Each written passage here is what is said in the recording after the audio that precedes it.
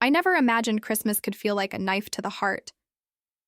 But when my daughter-in-law pointed her manicured finger at me across that gleaming table and said those words, "Let me eat something, fat pig," something inside me shattered. Today, I'm going to tell you something I never thought I would share. Before we begin, I'd be truly grateful if you'd take a moment to like this video and consider subscribing to the channel. It helps me keep sharing these stories with those who need them most. The smell of roasted turkey and cinnamon filled my small apartment in Chicago, mingling with the sharp scent of fresh pine from the Christmas tree I had decorated myself. The tree stood in the corner of my living room, a modest 5-footer that I had hauled up 3 flights of stairs on my own, refusing to ask for help.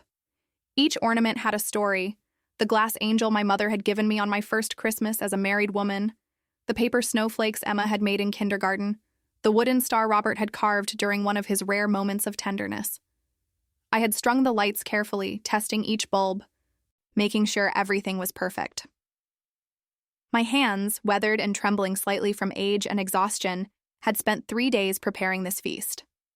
The turkey alone had required hours of preparation, brining it overnight in a mixture of salt, sugar, and herbs, then carefully seasoning it with butter and rosemary before sliding it into the oven at precisely 5 in the morning. I had set my alarm for 4:30, dragging myself from sleep to ensure everything would be ready on time.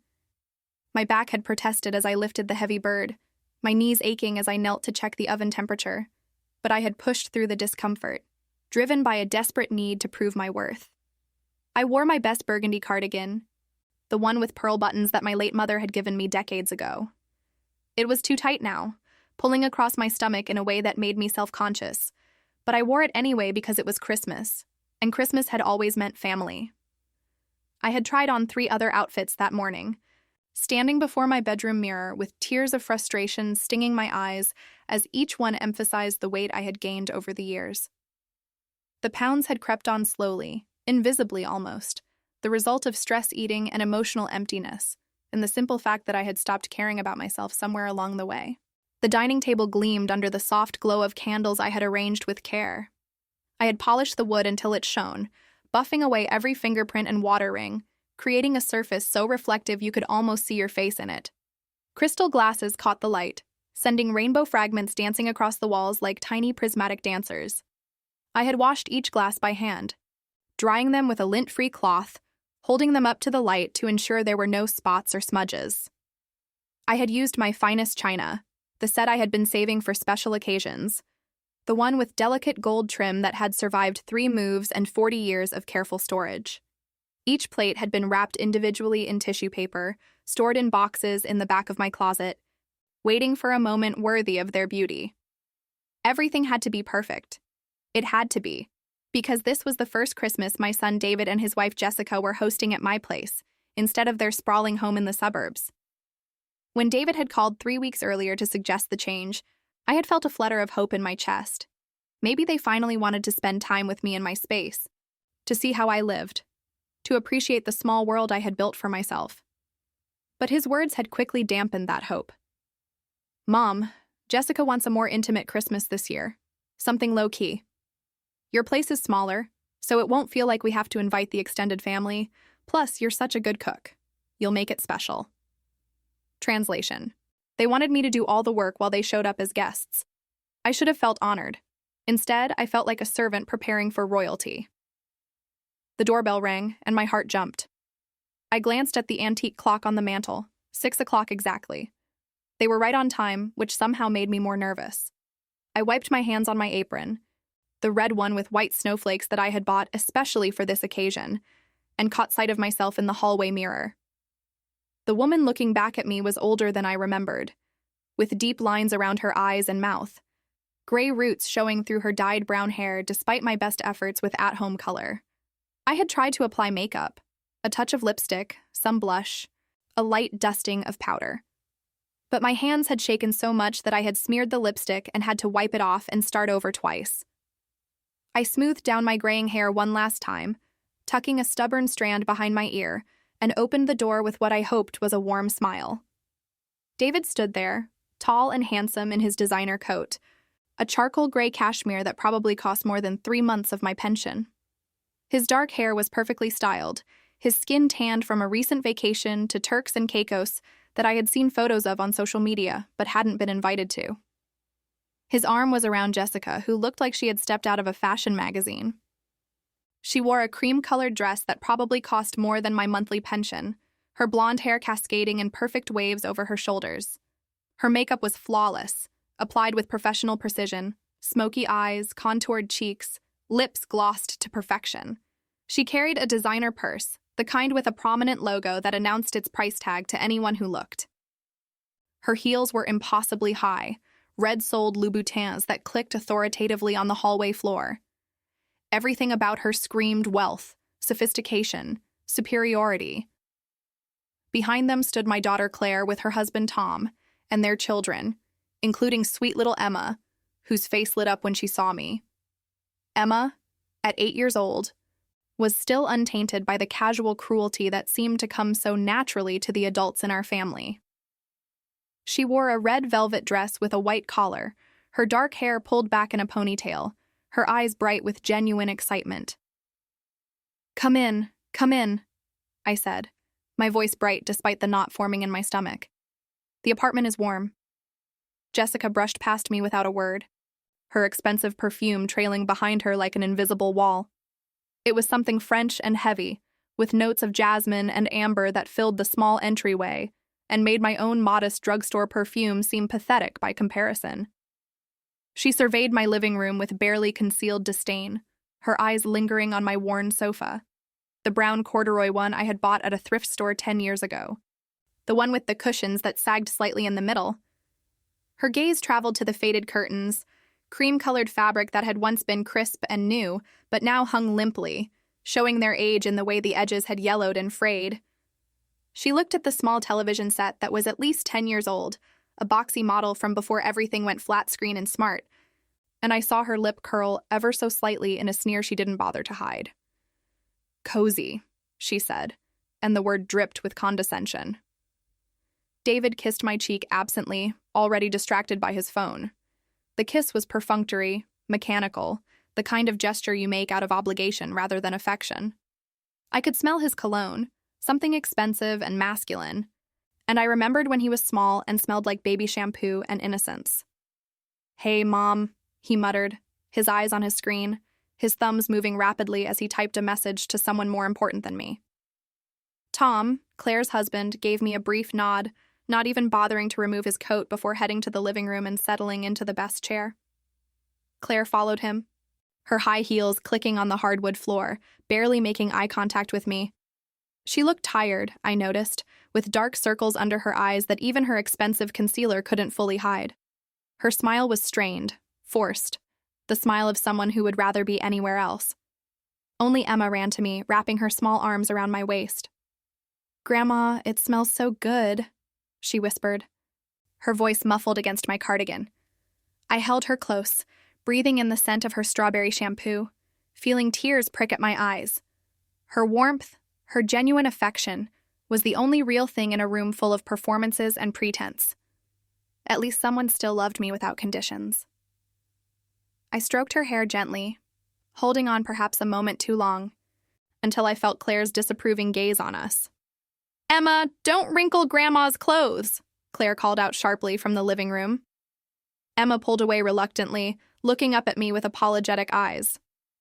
I smiled at her, trying to communicate that it was okay, that her hug had been the only gift I truly wanted. As everyone settled around the table, I bustled between the kitchen and dining room, bringing out dish after dish. The kitchen was small, barely large enough for one person to move comfortably, and I had to navigate carefully around the corners of the counter and the slightly protruding edge of the refrigerator. Roasted turkey with herb stuffing, the bread cubed and mixed with sage, celery, and onions in a recipe I had perfected over decades. Mashed potatoes whipped to creamy perfection, smooth and buttery with just a hint of garlic. Green bean casserole topped with crispy fried onions that I had made from scratch because I knew the canned ones were never quite right. Cranberry sauce made from scratch, simmered slowly with orange zest and a touch of cinnamon. Sweet potato pie, its filling smooth and spiced, the crust flaky and golden. And my famous chocolate cake, 3 layers of dark, moist chocolate with a ganache frosting that had taken me 2 hours to get just right. My feet ached in my sensible shoes, those beige orthopedic ones that I had bought at the pharmacy because they were on sale and promised comfort. They were ugly. Practical things that I was ashamed of, but wore anyway, because vanity was a luxury I could no longer afford. My back protested every trip from kitchen to dining room, a sharp pain shooting up my spine each time I bent to lift a serving dish. My knees, worn down by decades of standing and working, throbbed with each step. But I smiled through it all, desperate to please, desperate to matter, desperate to prove that I was still useful, still worthy of their presence. Jessica picked at her food with a fork, her nose wrinkled slightly as if the smell offended her delicate sensibilities. She moved the food around on her plate without actually eating any of it, creating patterns with the mashed potatoes and using her knife to push the turkey to one side. "Is this organic turkey, Margaret?" she asked, her voice sharp and accusatory. "Because I specifically told David we only eat organic now. Conventional poultry is filled with hormones and antibiotics. It's basically poison." I felt my smile falter, my face growing hot with embarrassment. I had tried my best, standing at the butcher counter at the grocery store on Michigan Avenue for 20 minutes, asking questions about freshness and quality, trying to balance between getting something nice and not spending more than I could afford. "I tried my best, dear. The butcher on Michigan Avenue said it was fresh and—" She waved her hand dismissively, the gesture casual but deeply cutting. Her nails were perfectly manicured, painted a glossy nude color that complemented her dress. "Never mind. I'll just have the salad." There was no salad. I had forgotten to make one, overwhelmed by everything else, by the pressure to create a perfect meal with limited resources and even more limited energy. My face flushed hot with embarrassment, a deep red that I could feel creeping up my neck and into my cheeks. My hands began to tremble slightly, and I quickly hid them in my lap, pressing them against my thighs to still their shaking. David glanced up from his phone, his expression annoyed rather than sympathetic. "Mom, you know Jessica is very particular about her diet. You should have checked with us first. We talked about this last time, remember? At Thanksgiving?" I didn't remember any such conversation. Or maybe I did, and I had simply hoped that Christmas might be different, that for once they might be grateful for what I offered, rather than critical of what I hadn't provided. "I'm sorry," I whispered, feeling myself shrink, my shoulders curling inward, my body trying to take up less space, to become smaller, to disappear. "I can make something quickly if—" "Don't bother," Jessica said, leaning back in her chair with exaggerated drama. She crossed her arms over her chest, her posture radiating displeasure. "I'll just wait until we get home. I have quinoa and kale in the fridge. Real food." The implication hung in the air. Everything I had prepared, everything I had poured my heart and limited resources into, was not real food. It was garbage, unworthy of her refined palate, beneath her standards. Claire, perhaps sensing the tension but choosing to ignore it, launched into a long story about her recent promotion at the marketing firm. She spoke rapidly, her hands gesturing animatedly, her voice rising with excitement as she described her new corner office, her increased salary, her expanded team. She didn't ask how I was doing. She didn't inquire about my health or my life. She simply talked, filling the space with her own importance, barely looking my way, except when she needed me to refill her wine glass. Tom discussed their upcoming vacation to the Bahamas, a trip they had planned without mentioning it to me until now. They would be gone for 10 days in January, staying at an all-inclusive resort with their own private beach bungalow. "The kids are so excited," he said, cutting into his turkey with enthusiasm that seemed reserved only for discussions of their own pleasure. "Emma's been asking about snorkeling every day." I looked at Emma, who was pushing her food around her plate quietly, not participating in the conversation.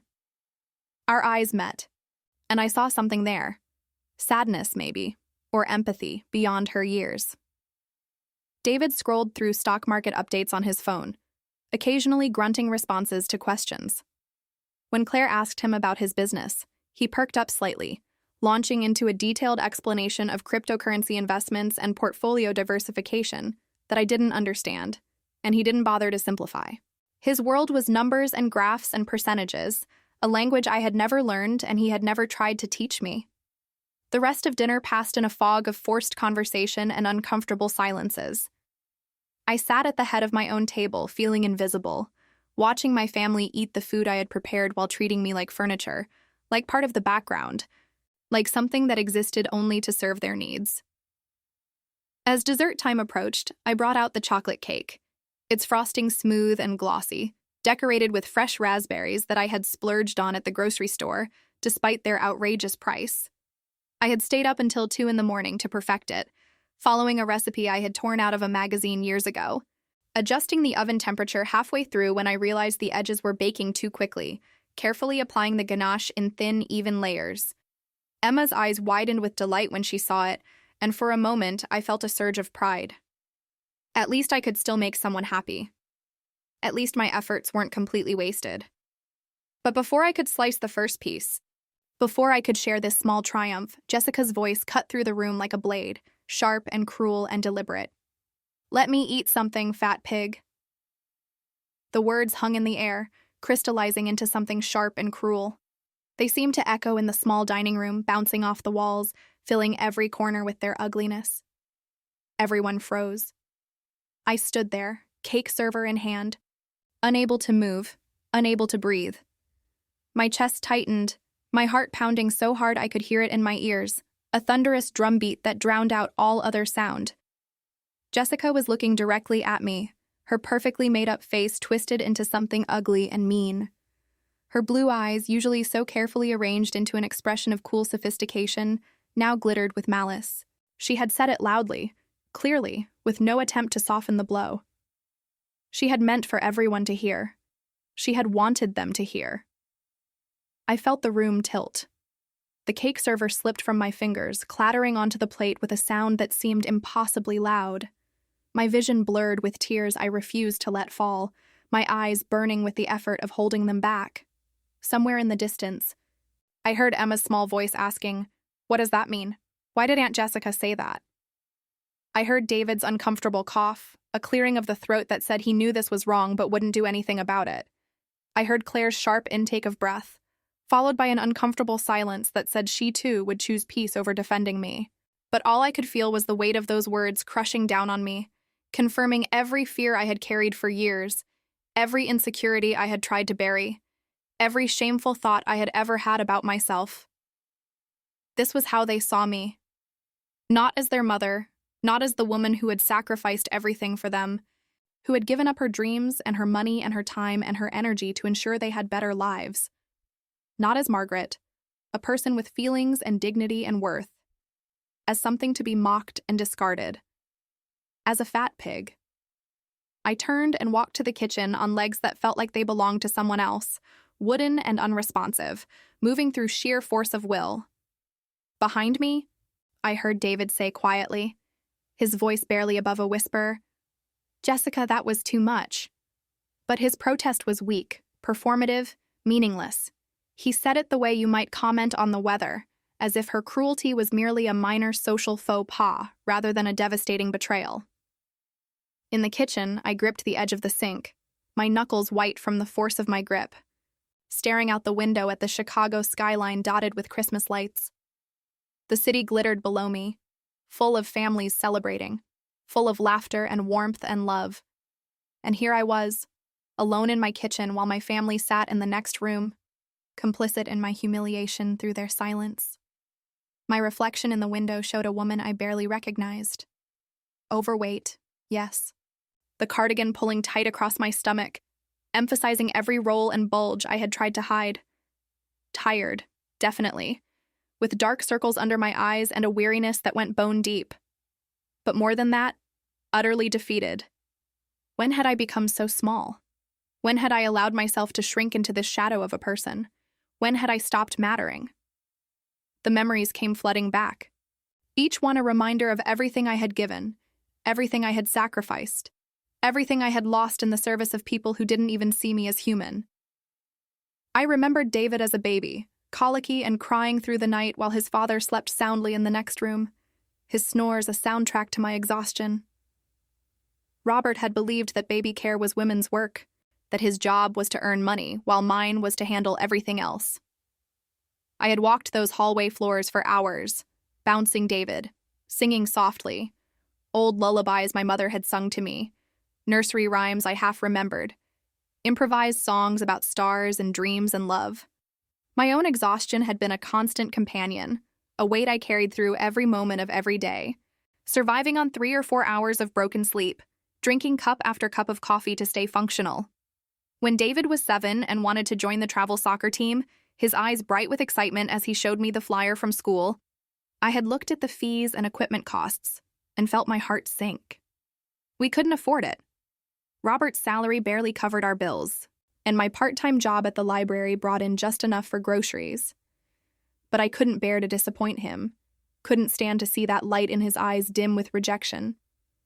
So I had taken on a second job at the diner on Roosevelt Road, working evenings and weekends, serving coffee and burgers to tired workers and rowdy teenagers. I still remembered the smell of grease that clung to my clothes, that I could never quite wash out no matter how much detergent I used, the way my legs ached after 8-hour shifts spent on my feet, moving constantly between tables and the kitchen, my sensible shoes providing little cushion against the hard tile floor.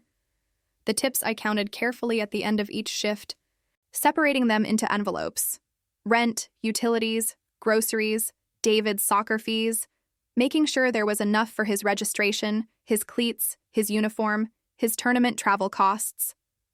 I had worked that second job for 3 years, missing family dinners, missing school events, missing sleep and rest, and any semblance of a personal life. And David had been good at soccer, good enough to earn a college scholarship that had made all the sacrifice seem worthwhile.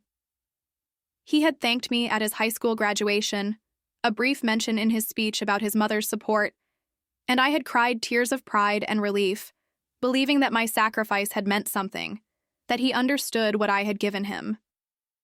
But understanding, I would learn, was not the same as gratitude. Recognition was not the same as reciprocation. When David decided to start his own investment firm at 25, fresh out of business school and full of ambition and dreams of wealth, he had come to me with desperate eyes. We had sat in this same kitchen, at the same table, and he had laid out his business plan with the enthusiasm of youth.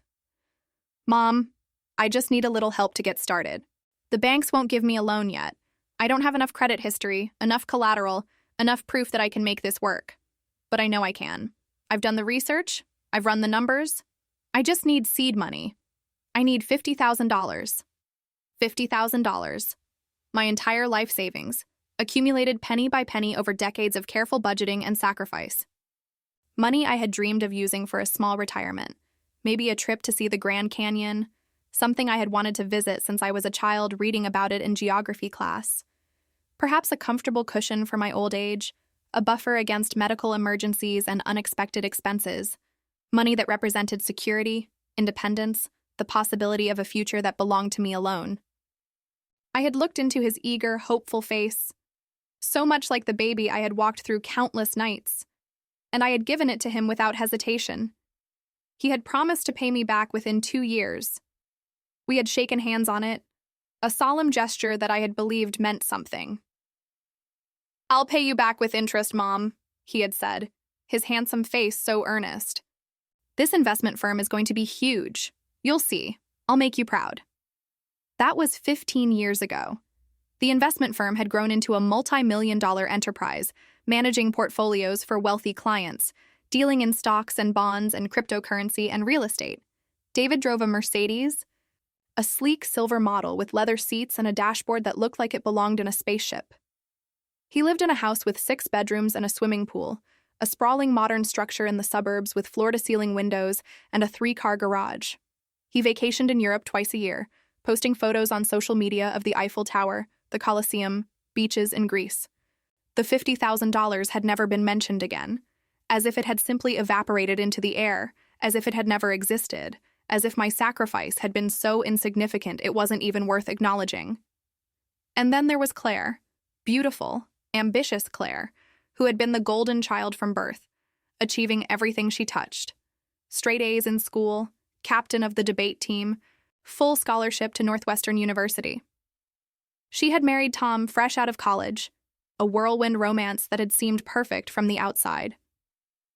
But the perfection had been an illusion, hiding problems that only became visible years later. When she had struggled through a painful divorce at 30, discovering Tom's first affair, the one before this current one, discovering the debt he had hidden, the lies he had told, she had fallen apart. I had found her crying in her car outside my apartment building at 2 a.m, mascara running down her face, her voice raw from sobbing. I had opened my small apartment to her and her children, cramming us all into a space meant for one person. For 8 months, I had given up my bedroom, sleeping on the couch while Claire recovered emotionally and financially. The couch was short and uncomfortable, leaving me with a stiff back and restless nights, but I had never complained.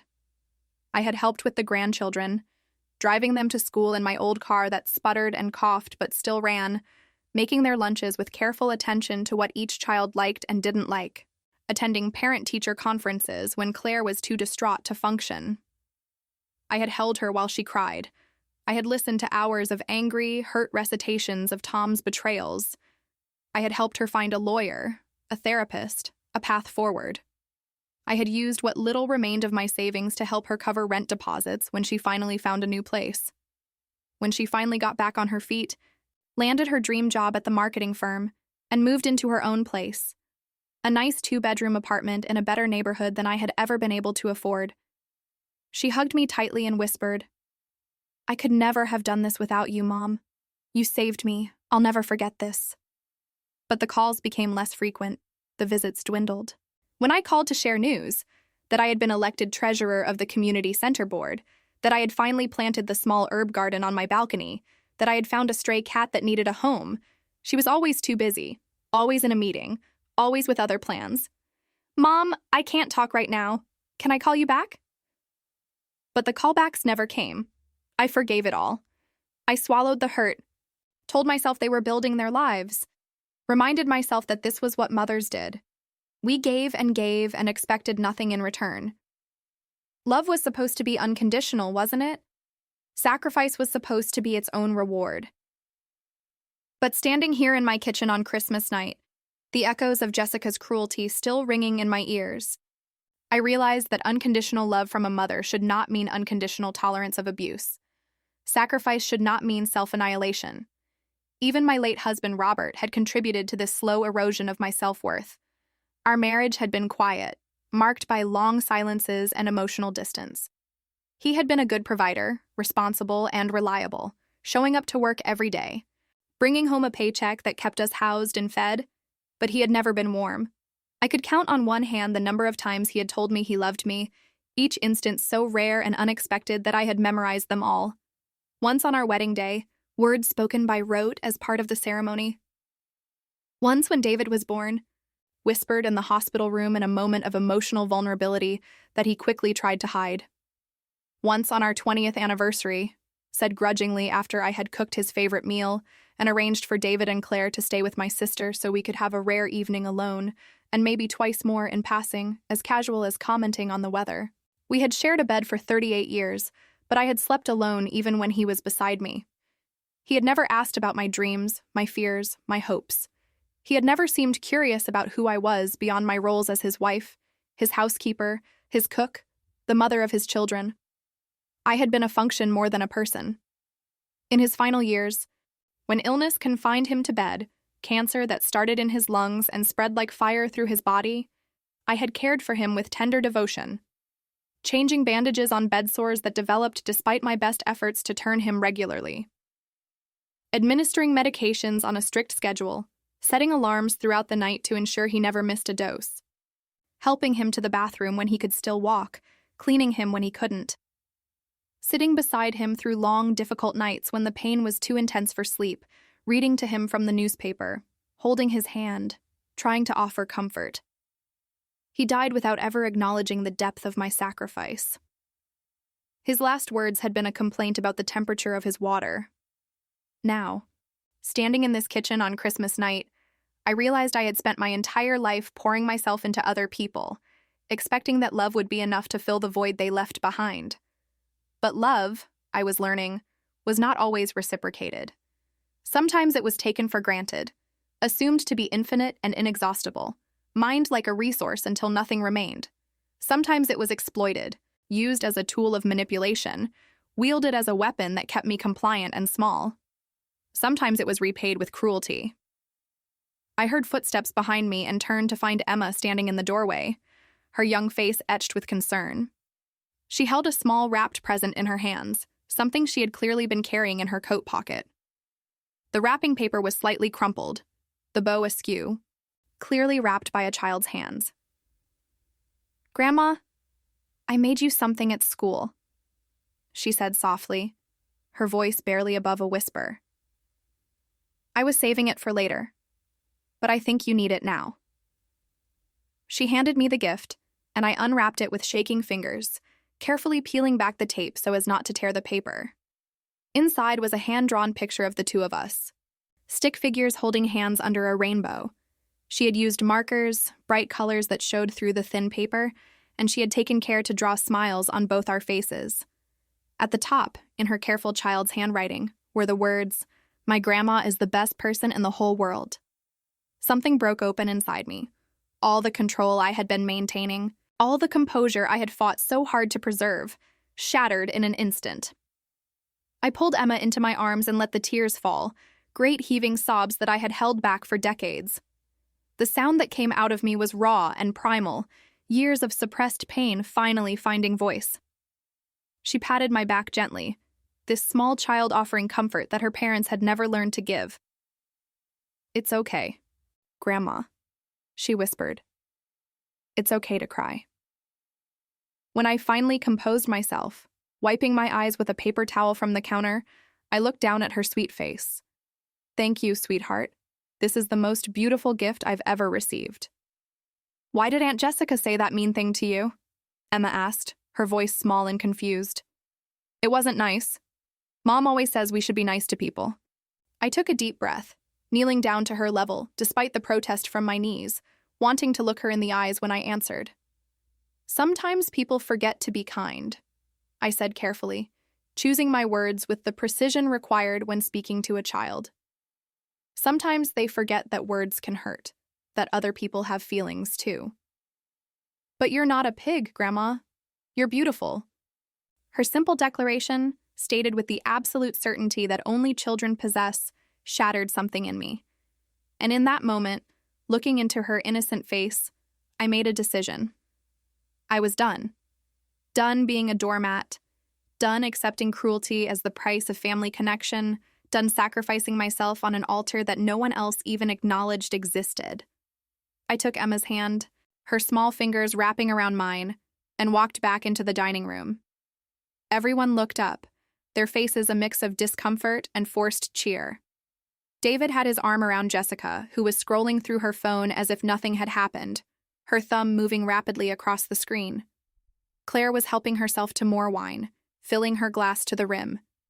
Tom was checking his watch, clearly ready to leave, already mentally moving on to whatever they had planned for the rest of the evening. I cleared my throat, and the sound was surprisingly strong, cutting through the murmur of conversation. "I need to say something." They waited, expecting perhaps an apology, another round of self-deprecation to smooth over the awkwardness, to restore the comfortable status quo where I absorbed their cruelty and asked for nothing in return. Instead, I said, my voice steady and clear, "I will not be hosting Christmas anymore.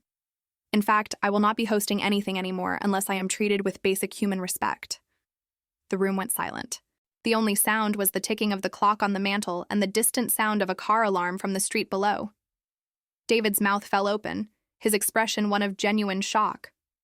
Jessica looked up from her phone, her eyes narrowing, her perfectly made-up face hardening into something cold and calculating.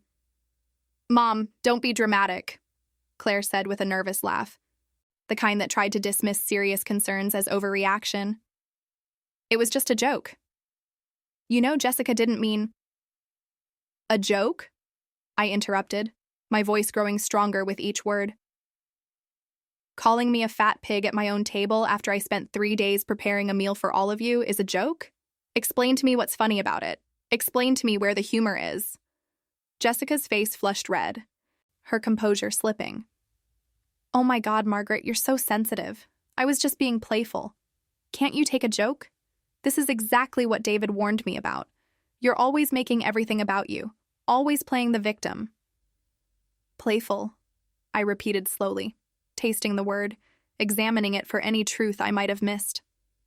The way you were playful when you told me my furniture was embarrassing, when you suggested I should lose weight if I wanted to be included in family photos, when you laughed at my clothes in front of your friends at David's birthday party. Is that what you call playful? David stood up, his face uncomfortable, his hands raised in a placating gesture. Mom, maybe we should talk about this later when everyone's calmed down. We're all tired. It's been a long day. No, I said firmly, my voice carrying a weight it had never had before. We'll talk about it now. Because I've been calm for too long. I've been understanding for too long. I've been invisible for too long. I turned to Jessica, my heart pounding, but my voice steady, meeting her eyes directly. You have disrespected me in my own home, and my son has allowed it. You have taken from me my money, my time, my dignity, and given nothing back but contempt. I welcomed you into this family with open arms. I tried to build a relationship with you, and you have repaid my kindness with calculated cruelty. Jessica's face twisted with anger, her mask of sophistication completely gone. I can't believe this. You're unbelievable. Come on, David, we're leaving. I'm not going to sit here and be attacked like this. Wait, I said, holding up my hand. There's more. I looked at David, meeting his eyes directly, seeing the boy I had raised and the man he had become, and feeling the distance between those two people. 15 years ago, I gave you $50,000 from my life savings to start your business. You promised to pay me back. You never did. Your investment firm now manages millions in assets. You have investments in stocks, bonds, even Bitcoin from what I've heard, and yet you've never once mentioned returning what you borrowed.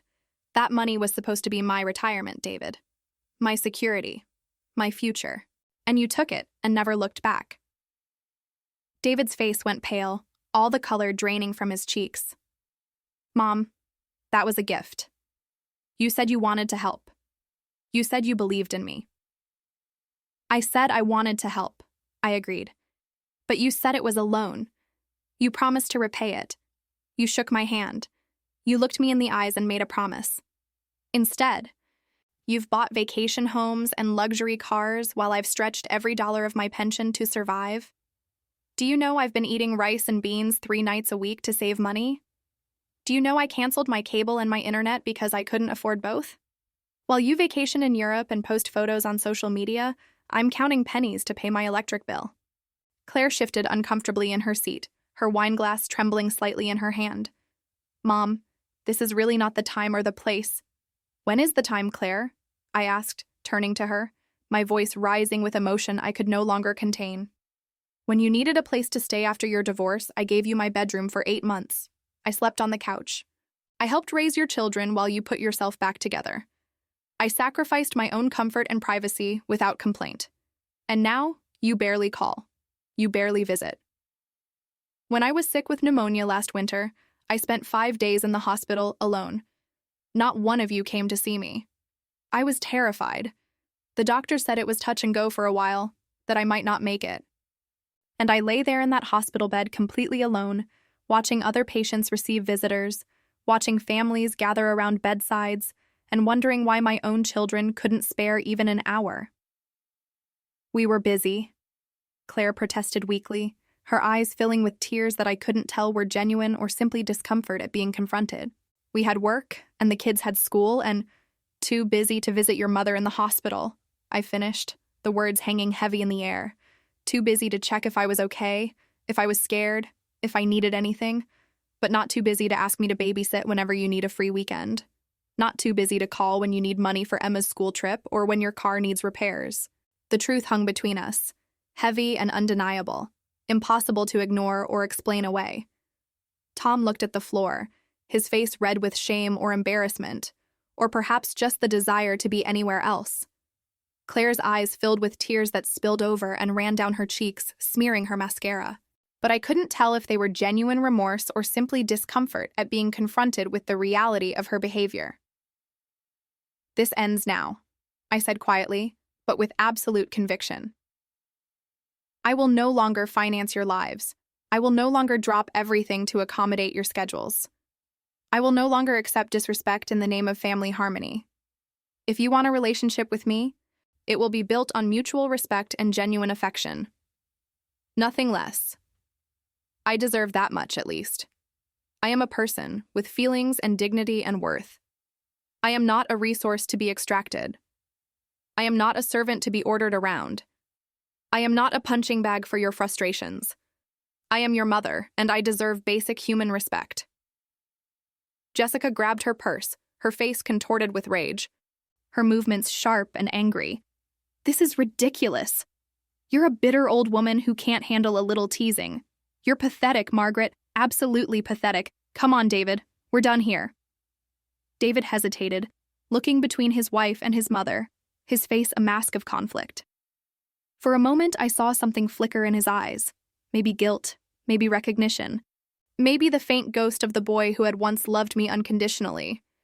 But then Jessica tugged at his arm with increasing urgency, and he followed her toward the door.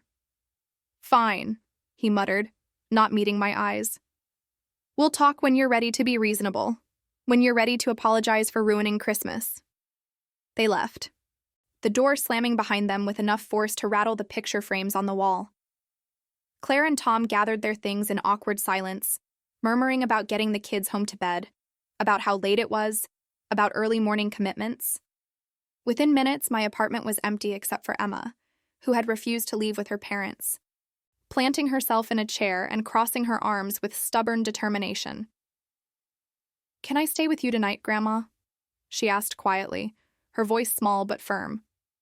I looked down at her, this small beacon of pure love in a sea of selfishness, and nodded, my heart full despite everything. Of course, sweetheart. Of course you can. That night, after Emma had fallen asleep in my bed, curled up with the stuffed rabbit I kept in the closet for her visits, I sat alone in the living room, staring at the half-eaten Christmas dinner, the dirty plates, the remnants of a celebration that had turned into a battlefield. For the first time in my life, I didn't rush to clean it up. I didn't try to fix it, to restore order, to erase the evidence of what had happened. I simply sat with the mess and allowed myself to feel the full weight of my heartbreak. And then, gradually, I began to feel something else. A small spark of liberation, fragile but real, growing in the darkness. It felt like the first breath of air after being underwater too long. It felt like possibility. The days following that catastrophic Christmas were strange and disorienting.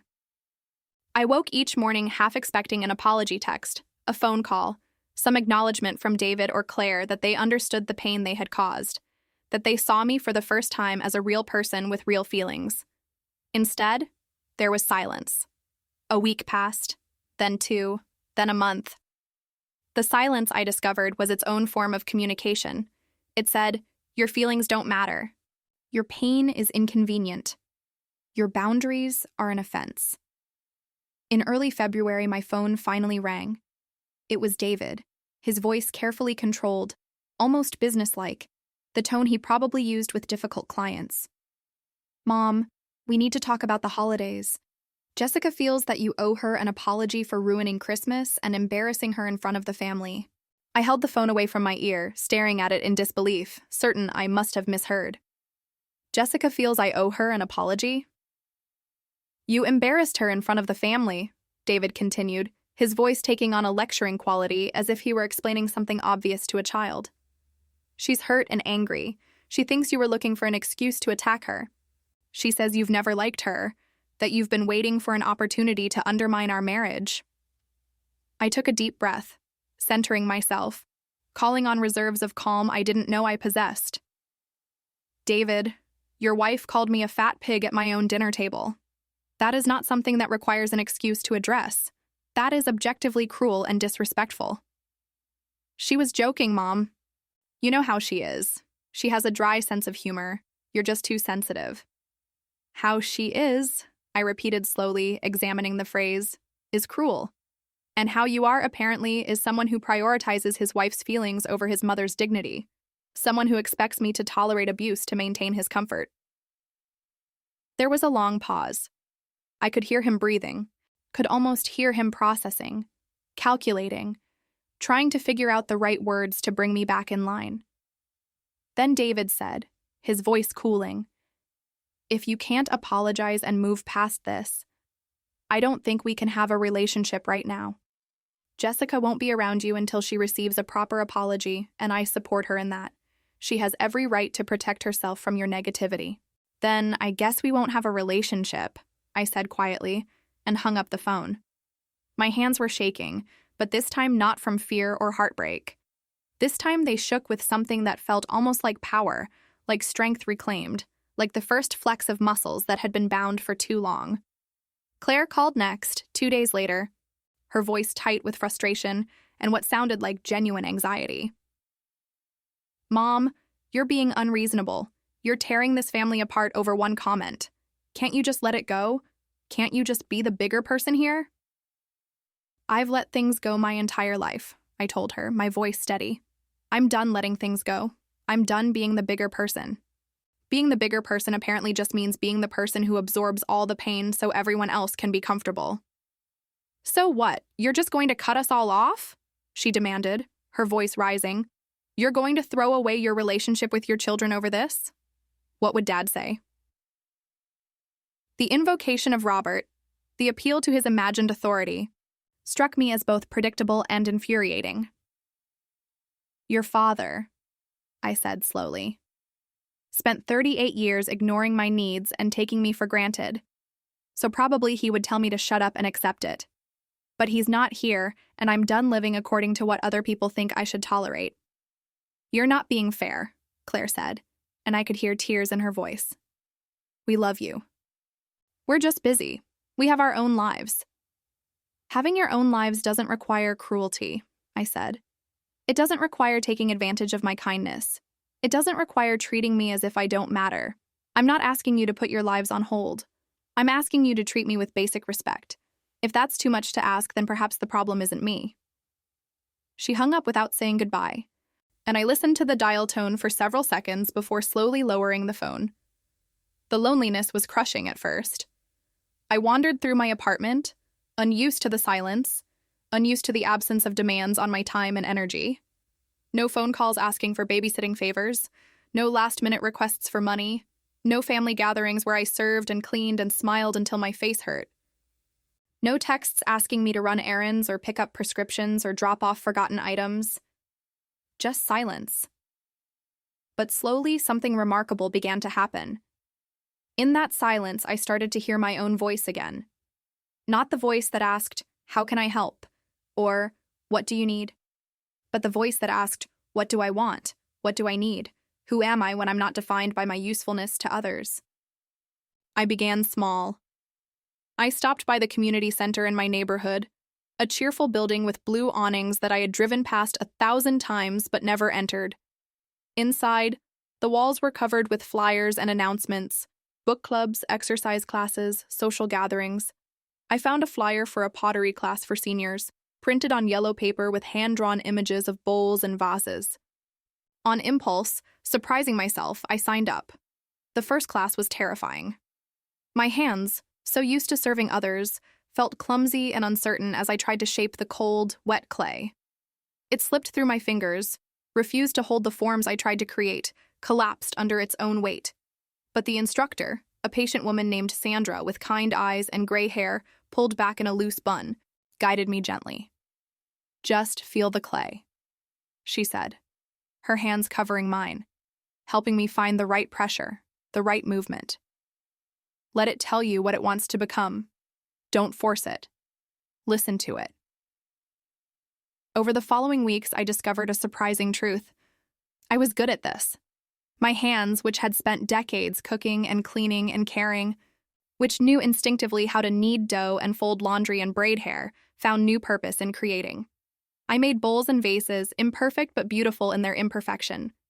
Each piece I created felt like a small rebellion against the narrative I had lived, that my only value lay in what I could give to others. I also began taking walks along the lakefront, something I hadn't done in years, perhaps decades. Chicago in winter could be brutal. The wind whipping off Lake Michigan with a ferocity that cut through layers of clothing. But I bundled up in a warm coat and walked anyway. I breathed in the cold air that stung my lungs and made my eyes water. I watched the ice formations on Lake Michigan, fantastical sculptures created by waves and wind and freezing temperatures. I felt myself come back to life, cell by cell, breath by breath. One afternoon in late March, as I sat in a coffee shop near my apartment, sipping a latte and reading a novel, another small luxury I had denied myself for years, telling myself I didn't have time, didn't deserve the indulgence, a woman approached my table. She was around my age, with kind eyes and a warm smile, wearing a purple scarf that complemented her silver hair. "Excuse me," she said. "Are you Margaret? Margaret Chen?" I looked up, startled.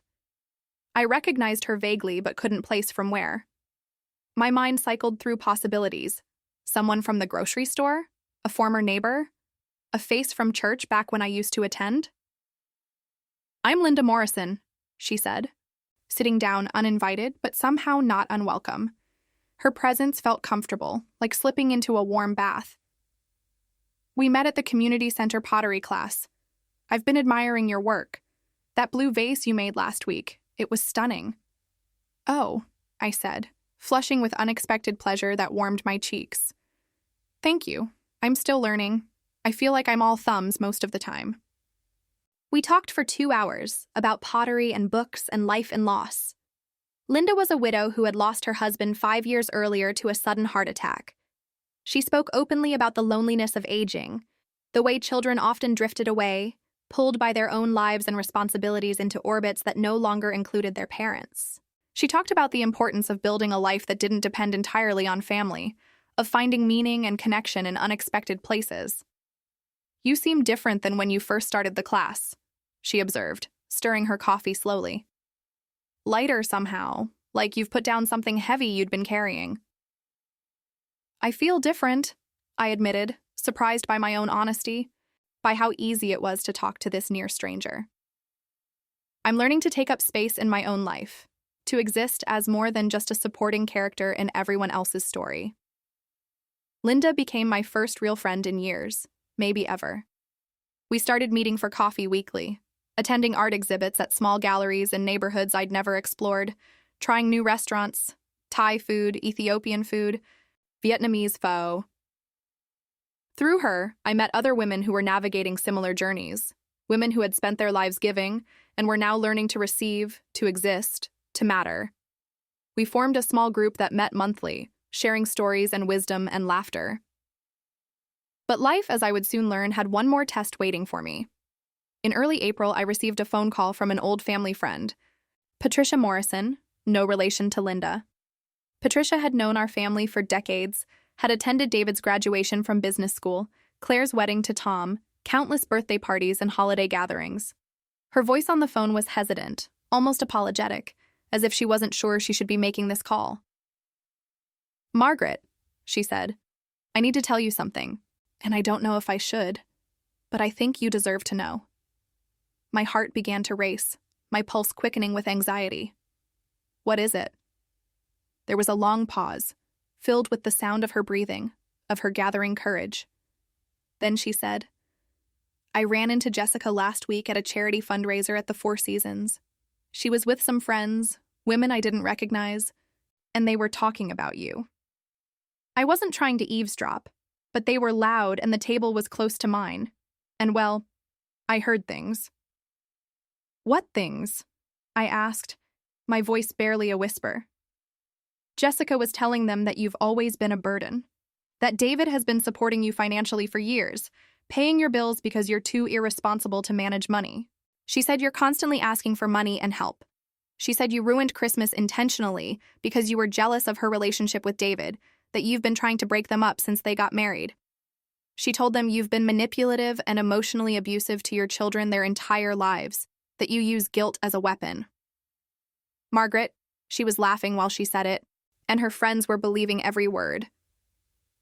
The words hit me like physical blows, each one landing with the force of a punch. I gripped the phone, unable to speak, unable to breathe. The lies were so comprehensive, so carefully constructed, so completely the opposite of the truth that I felt dizzy trying to process them. "I'm so sorry, Margaret," Patricia continued, her voice heavy with genuine distress. I know it's not true. I've known you for 30 years. You're the most selfless person I know. You've given everything to those kids. But she's been spreading these lies, and people believe her. She's very convincing, very polished, and she has a certain kind of social capital, money, looks, confidence, that makes people want to believe her. After I hung up, I sat in stunned silence. The betrayal went deeper than I had imagined. It wasn't just cruelty or neglect. It was a systematic rewriting of history, a deliberate campaign to paint me as the villain in a story where I had been nothing but the victim. Jessica was actively working to destroy my reputation, to ensure that if I ever tried to tell my side of the story, no one would believe me. She was poisoning the well in advance. The old Margaret would have crumbled. She would have called David in tears, begging him to make Jessica stop, desperate to clear her name, to explain, to defend herself. She would have written long, anguished letters trying to justify her actions and prove her worth. She would have let the lies define her, internalized them, wondered if perhaps there was some truth in them after all. But I was not that woman anymore. Instead, I sat with the pain, acknowledged it fully, felt its weight and its sharpness, and then I let it go. I made a conscious choice to release it, to refuse to carry it, to understand that Jessica's lies were her burden to carry, not mine. Jessica could spread whatever lies she wanted. The people who truly knew me, who truly valued me, would see through them. The others didn't matter. Their opinions held no weight, no power over my worth or my reality. I called Patricia back that evening. "Thank you for telling me," I said. "I know it wasn't easy. I know you were worried about how I'd react." "What are you going to do?" she asked, concern evident in her voice. "Nothing," I replied, and I felt the power in that choice. Absolutely nothing. Her lies are her burden to carry, not mine. I know the truth. The people who matter know the truth. That's enough. 2 weeks later, I received a text from David. It was brief and to the point. "We need to meet, just you and me. Please, Mom, it's important."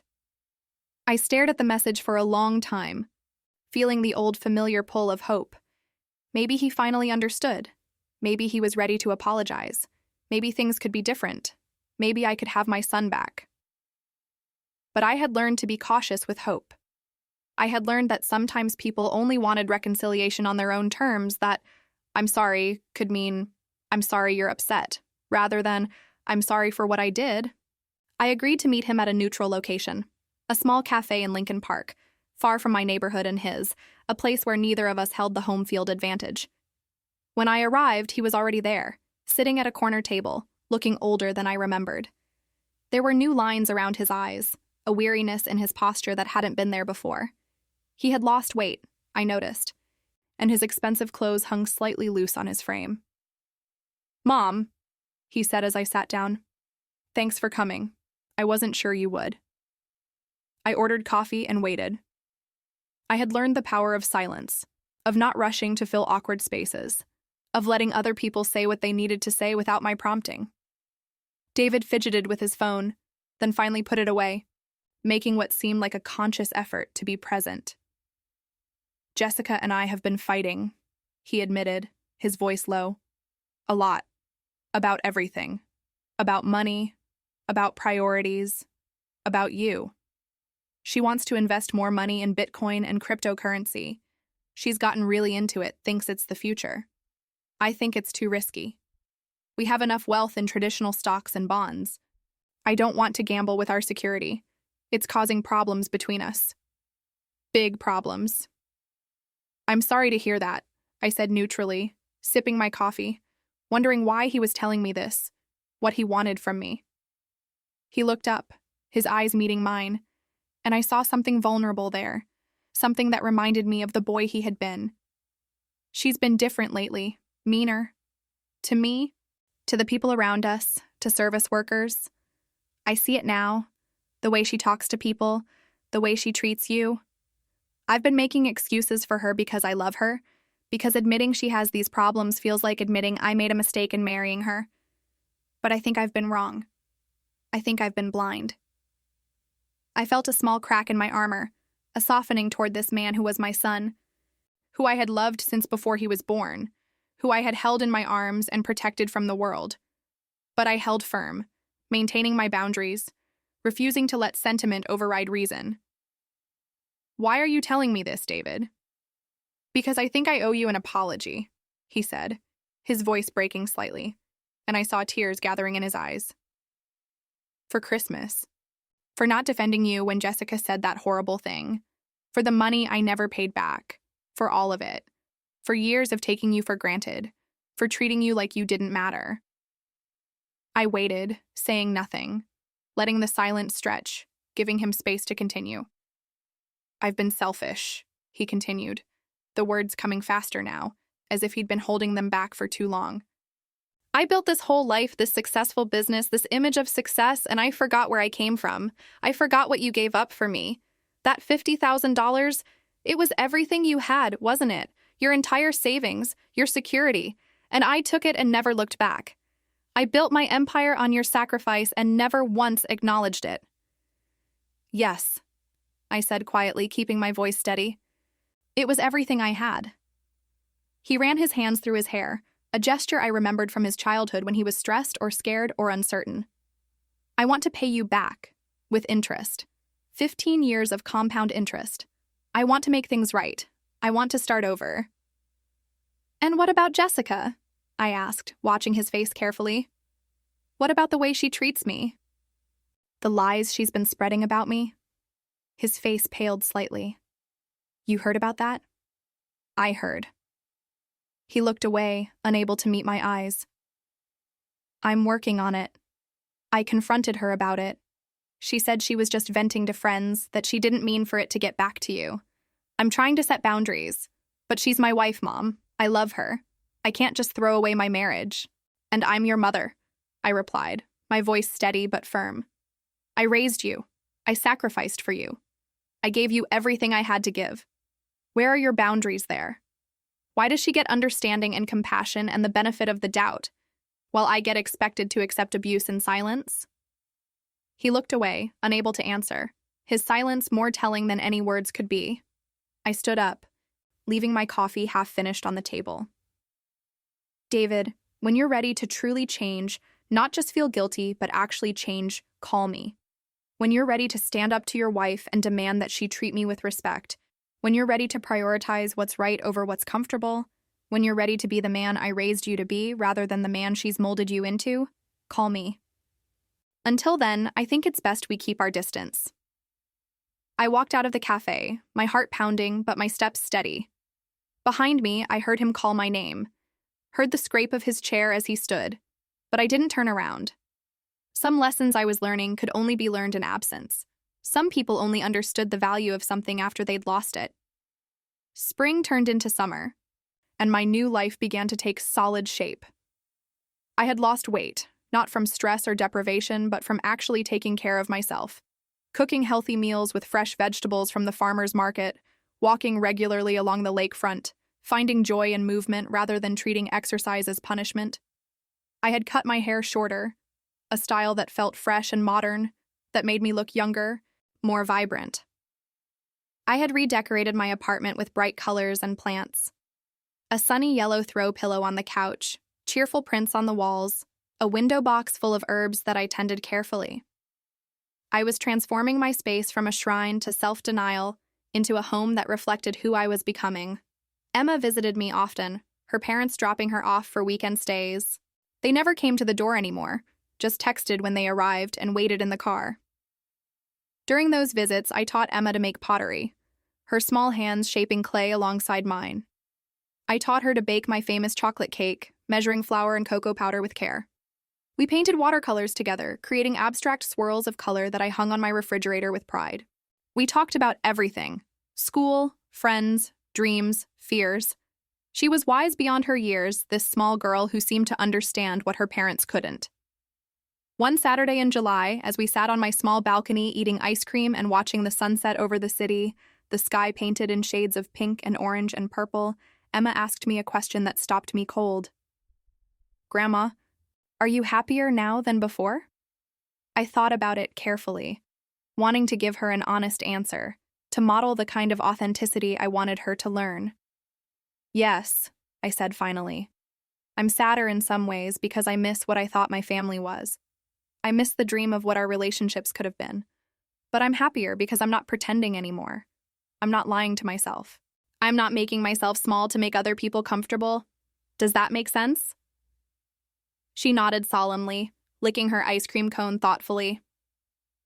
Mom and Dad fight a lot now, she confided, about money and about you. Dad says he wants to fix things with you. But Aunt Jessica says you're trying to manipulate him. I don't really understand what manipulate means, but it doesn't sound good. I'm sorry to hear that, sweetheart, I said, reaching over to take her small hand in mine. Who's telling the truth? She asked, her voice small and uncertain. I reached over and took her small hand in mine, feeling the trust in that gesture, the responsibility of it. Emma, I want you to remember something. The truth doesn't need to be defended constantly. It simply is. It's solid and consistent. If someone has to constantly explain and justify and change their version of events, maybe it's not the truth at all. Listen to what people do, not just what they say. Watch how they treat people when no one important is watching. She squeezed my hand, her grip surprisingly strong. I believe you, Grandma. I always believe you. You're never mean to anyone. In that moment, I realized something profound. I didn't need everyone to believe me. I just needed to believe myself. The opinion of one honest child mattered more than the approval of a dozen adults who chose comfort over truth. In August brought another surprise. Claire showed up at my apartment unannounced, her face puffy from crying, her usually perfectly applied makeup smeared and running. I hesitated at the door, uncertain whether to let her in, weighing my need for boundaries against my instinct to comfort my child. Please, Mom, she said, her voice breaking. I just need to talk. Please don't turn me away. I stepped aside and she entered, looking around at the changes I had made with obvious surprise. You redecorated, she said, taking in the bright colors, the plants, the pottery pieces I had made displayed on shelves. It looks really good. It looks like you. I did, I replied. Coffee? We sat at my small kitchen table, and for several minutes neither of us spoke. I let the silence stretch, giving her time to gather her thoughts, refusing to rush in and make it easier for her. Finally, Claire said, her voice hollow and defeated, Tom and I are separating. He's leaving me. I felt a pang of sympathy despite everything, despite the months of silence and the hurtful dismissals. I'm sorry. He's been having an affair for 6 months, she continued, her voice hollow and mechanical, as if she was reciting facts rather than describing her own pain. With someone from his office, someone younger, prettier, less complicated. I found out last week when I saw a text on his phone. He didn't even try to hide it very hard. He's leaving me for her. He's already moved out. The old Margaret would have immediately offered comfort, would have opened her home again, would have rushed to fix things, to take on her daughter's pain as if it were her own. The new Margaret sat quietly, waiting to see what Claire actually wanted, what she was actually asking for. I need help, Claire admitted, fresh tears streaming down her face, cutting tracks through her smudged mascara. Financially, emotionally, all of it. I know I don't deserve it after how I've treated you, after how I abandoned you when you needed me. But I don't have anyone else. Tom is going to fight me on everything. The house, custody, support. I'm scared, Mom. I'm so scared. There it was. The truth beneath the tears. She hadn't come because she missed me, or because she realized how wrong she had been, or because she valued our relationship. She had come because she needed something. Again. Still. I took a deep breath, centering myself. Claire, I love you. You're my daughter. You always will be. But I can't go back to being the person who solves all your problems while you ignore mine. I can't go back to being a resource you use when convenient and ignore when not. I'm not asking you to solve everything, she protested, her voice rising with desperation. I just need support. I just need my mom. Support goes both ways, I said gently but firmly. For months. You haven't called except to ask for favors. You didn't visit when I was sick. You dismissed my pain at Christmas. You chose your comfort over my dignity. You want my help now, but what happens when your crisis is over? Do I go back to being invisible? Do I go back to being the person you call when you need something and ignore the rest of the time? She looked at me, really looked at me, perhaps for the first time in years. Her eyes widened slightly, as if she was seeing someone new, someone she didn't quite recognize. "You've changed," she whispered.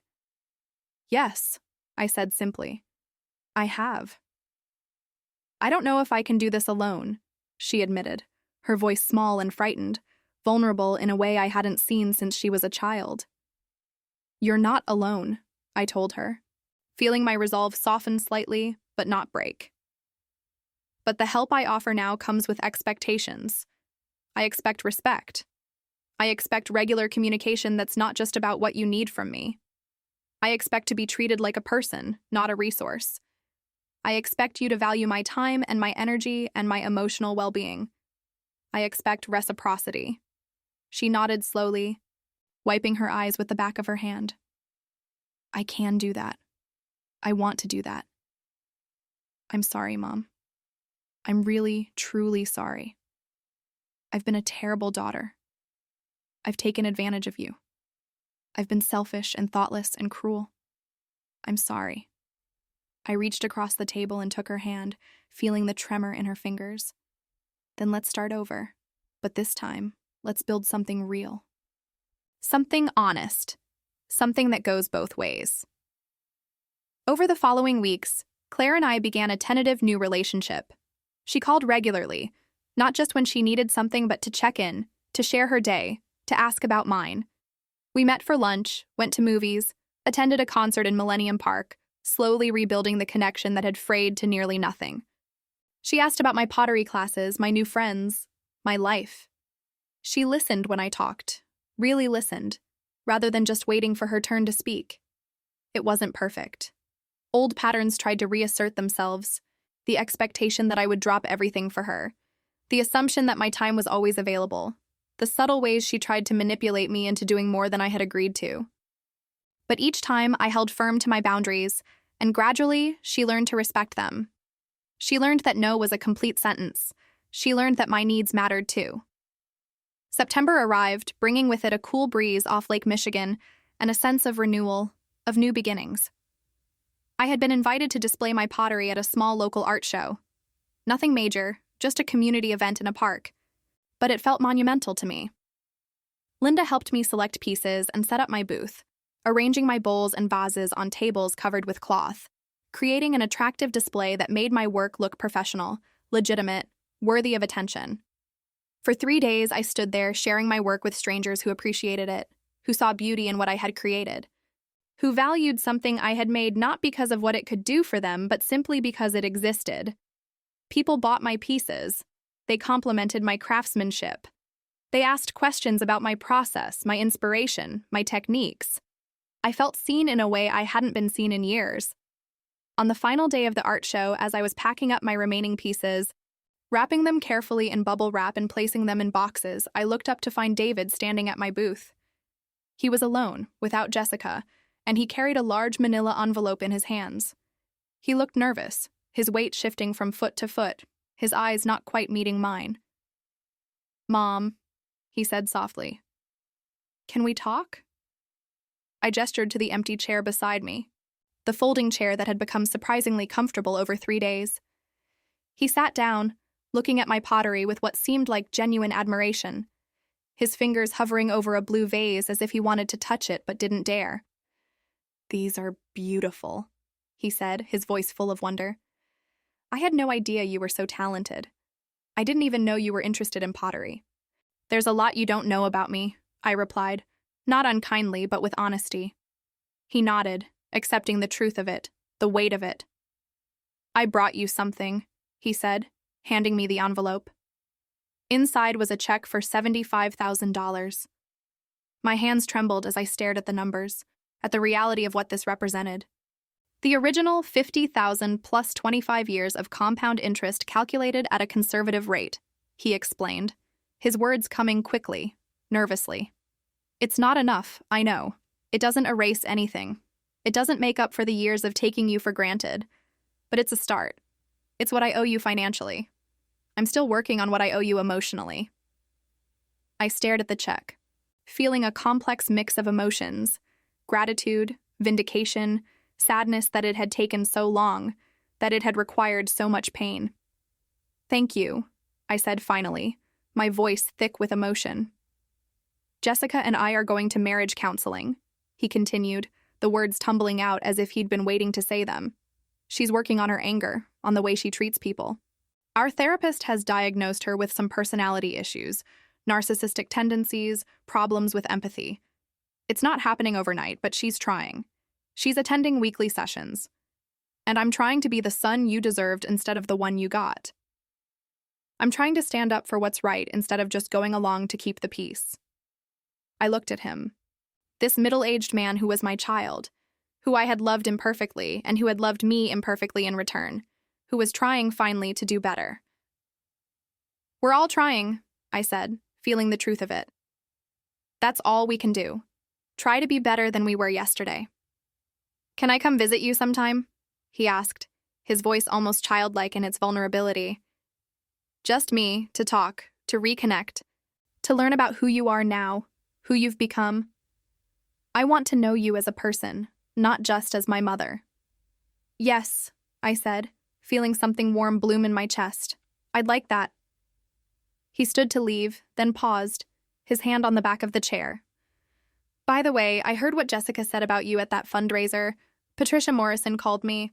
I confronted Jessica about it. She admitted she was angry and lashing out, spreading lies because she felt threatened by my relationship with you. She wrote you a letter of apology. I have it if you want it." "I'll think about it," I said, not ready to make that decision, not sure I ever would be. He nodded and left, and I sat there in the fading afternoon light, holding a check that represented so much more than money. It represented acknowledgement, accountability, the possibility of change, a small step toward healing. That night, I met Linda for dinner at a small Italian restaurant we both loved, a cozy place with checkered tablecloths and candlelight. Over pasta and wine, I told her everything that had happened: David's apology, the check, Claire's slow transformation, even Jessica's letter that I hadn't yet decided to read. "What are you going to do?" Linda asked, twirling spaghetti around her fork.